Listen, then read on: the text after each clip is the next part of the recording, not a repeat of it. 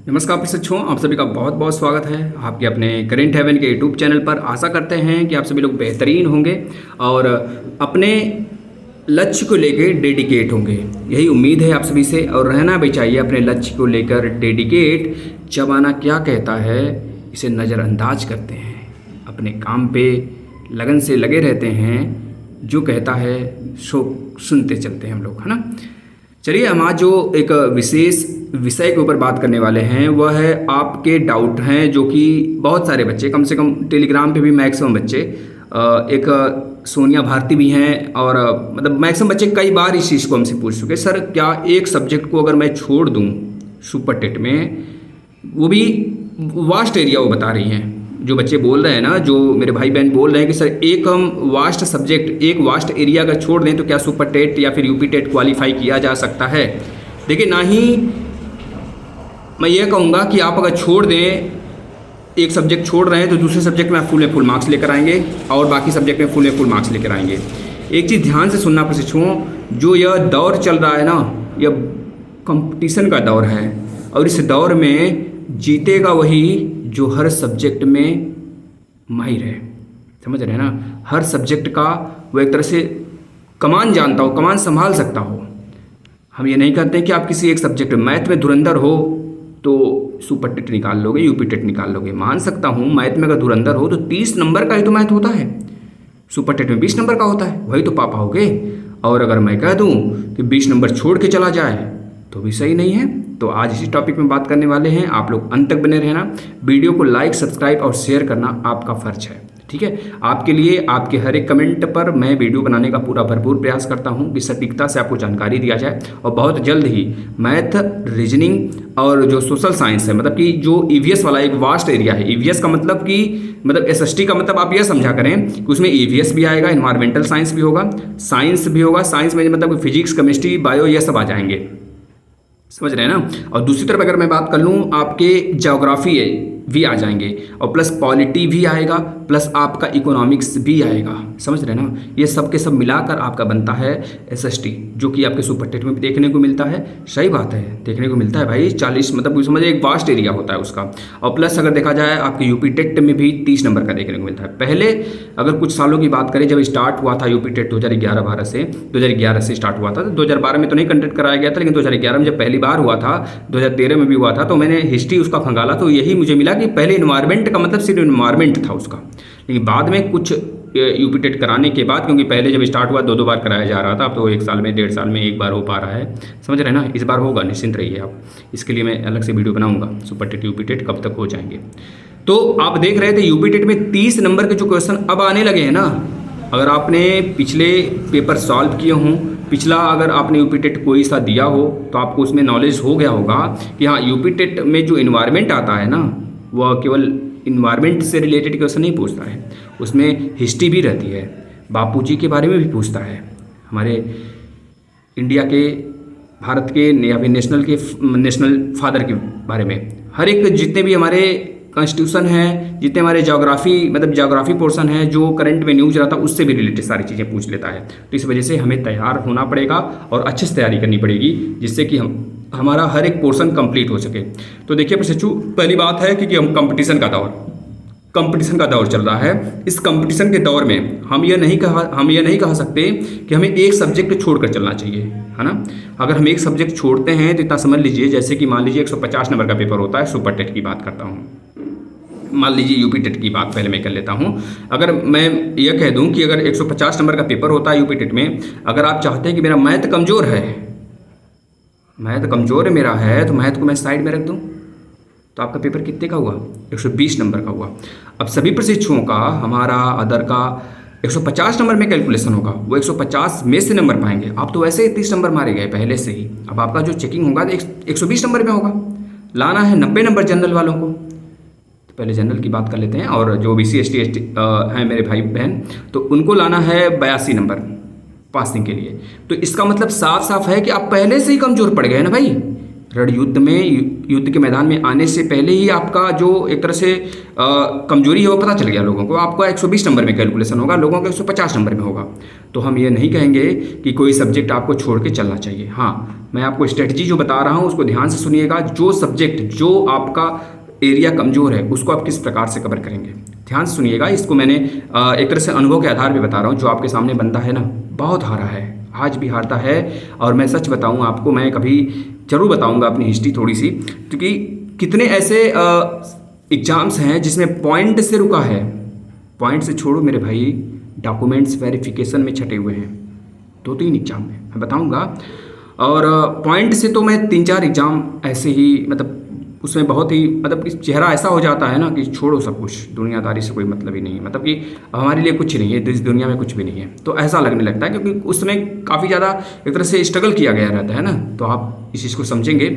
और मैं आपको बताऊँगा कि कोई भी एरिया नहीं छोड़ना है और किस प्रकार से तैयारी करनी है।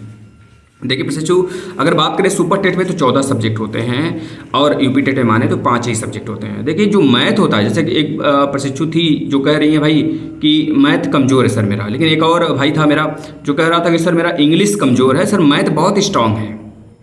तो मैंने उनसे पूछा अगर इंग्लिश स्ट्रांग है आपका, तो अगर आप इंग्लिश का पेपर देंगे तो 30 में 30 पा जाएंगे। तो उन्होंने बोला कि सर 30 में 30 तो नहीं, मतलब कि 25, 22, 23 तो ऐसे पा ही जाऊँगा। तो वैसे तो नॉर्मल बच्चा ही पा जाएगा 22-23, थोड़ा सा स्ट्रगल करेगा तो फिर आपका सब्जेक्ट मैं कैसे मान लूँ इंग्लिश स्ट्रांग है। स्ट्रांग का मतलब कि 30 में 30, एक भी नंबर ना ही दाएँ ना ही पाएँ, पूरा का पूरा मुझे चाहिए भाई, पूरा का पूरा मैं हकदार हूँ, क्योंकि मेरा सब्जेक्ट हुआ है, मैं स्ट्रांग हूँ। इसका मतलब यह होता है प्रशिक्षु, समझ गए ना। तो मैथ हो चाहे इंग्लिश हो, अब ऐसे देखने को मिल जाता है आपको कि जिसका मैथ स्ट्रांग है उसका इंग्लिश कमज़ोर है।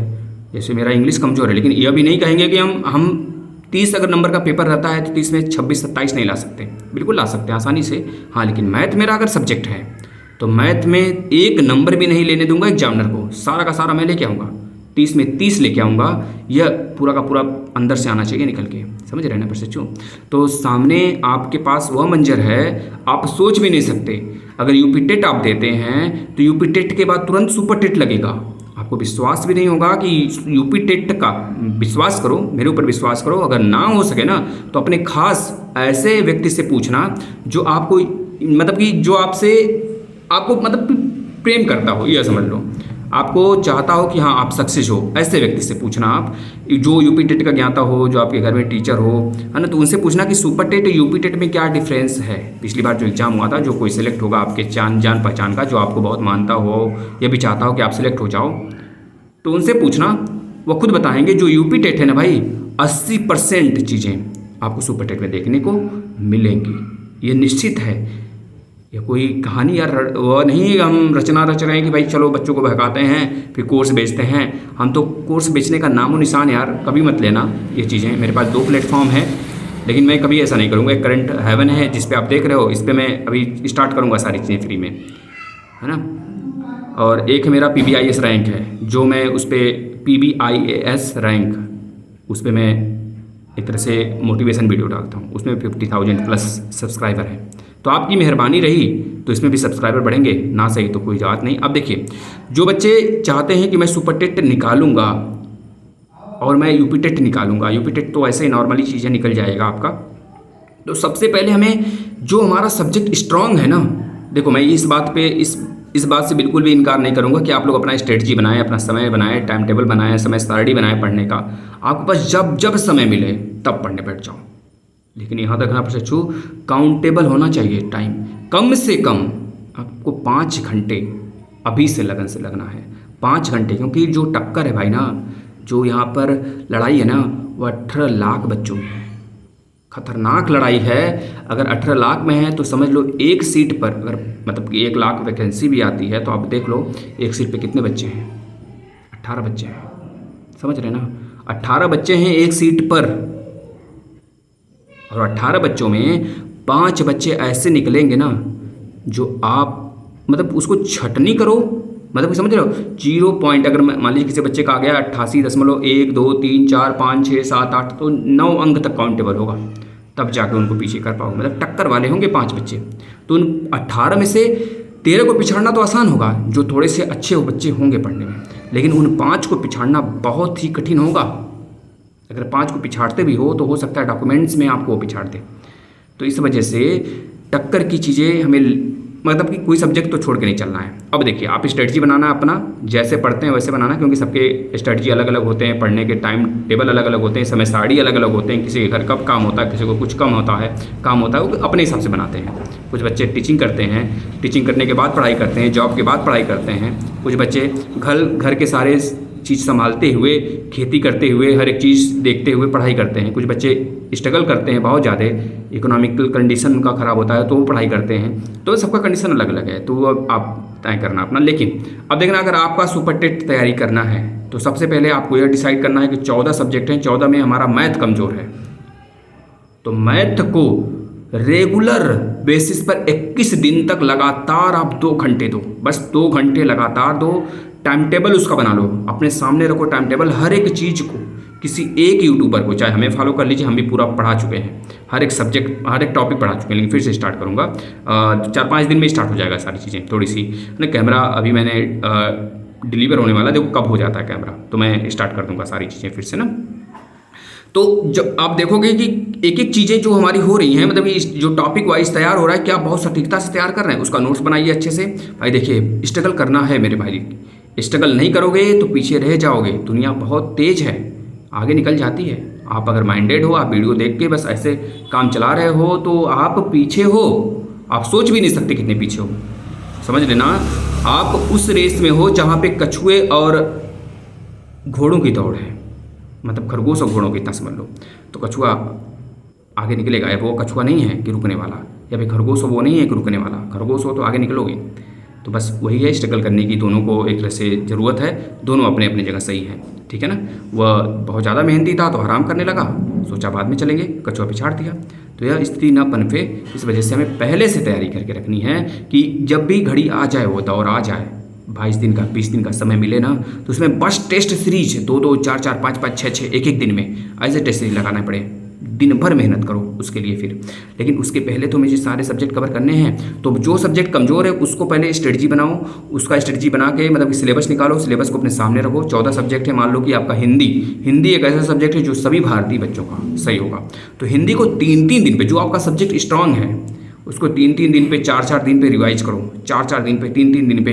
जैसे संडे आ जाए तो संडे को यह करो, जो आपका सब्जेक्ट बहुत अच्छा है, अब उसको भी छोड़ के नहीं चलना है हमें, रिवीजन बहुत मस्ट है, तो हमें उसको क्या करना है, अच्छे से पकड़ कर कवर करके रखना है। और यह सोचना है कि जैसे हिंदी हमारा स्ट्रांग है तो मैं नालंदा का बुक उठाता हूँ, आज दिन भर, आज संडे है, मैं दिन भर में हिंदी को ख़त्म कर देता हूँ, तो आपको लगेगा हाँ मेरा हिंदी रिवाइज हो गया, मतलब कुछ ना कुछ मैंने पढ़ा है। अब रात वगैरह में 2 घंटे 3 घंटे मिल गए तो मैथ जो आपका सब्जेक्ट कमज़ोर है उसको लेके चलिए। तो इस तरह से पढ़ाई करनी है हमें, जो सब्जेक्ट कमज़ोर है उसे डेली फॉलो करना है 21 दिन तक लगातार, उसके बाद 1 दिन बाद, 2 दिन बाद, ऐसे करके चलना है। अगर आपका 21 दिन में कवर हो जाता है तो नेक्स्ट 21 दिन में आपको मतलब उस पर तब तक के लिए हमें डेली फॉलो करना है, जब तक हमें लगने लगे कि मैं जब टेस्ट सीरीज दे रहा हूँ ना, तो उसमें कम से कम हमारे 30 नंबर में से 25 नहीं आ जा रहे हैं, 26 नहीं आ जा रहे हैं, 20 प्लस नहीं आ जा रहे हैं, तब तक आप उसे देते रहिए। तो यह इतना समझ लीजिए कि आपका जो कमज़ोर बिल्कुल सब्जेक्ट था ना, अब उसमें 20 प्लस ला पाना काबिल तारीफ़ है, समझ रहे हैं ना। और बाकी सब्जेक्ट जो स्ट्रांग है उसको डेली रिवीजन करिए, अपने हिसाब से टाइम टेबल खुद शेड्यूल करिए, ठीक है बच्चों। अगर कोई और इन्फॉर्मेशन चाहिए तो ज़रूर से ज़रूर कमेंट करिएगा, आपका यह सेवक आपके सेवा में हाजिर रहेगा हमेशा। और रही बात क्लासेस की, तो क्लासेस जो मैंने कहा है यूपी टेट सुपर टेट के मैथ और रीजनिंग और प्लस पूरा का पूरा एसएसटी वाला पोर्शन जो है उसका मैं बहुत जल्द स्टार्ट करूँगा, डिजाइन कर रहा हूँ, आपको दिखाऊंगा। मैं नोट्स वगैरह भी बना रखा हूँ सारी चीज़ें, तो वह चीज़ें स्टार्ट होंगी बहुत जल्दी। नमस्कार।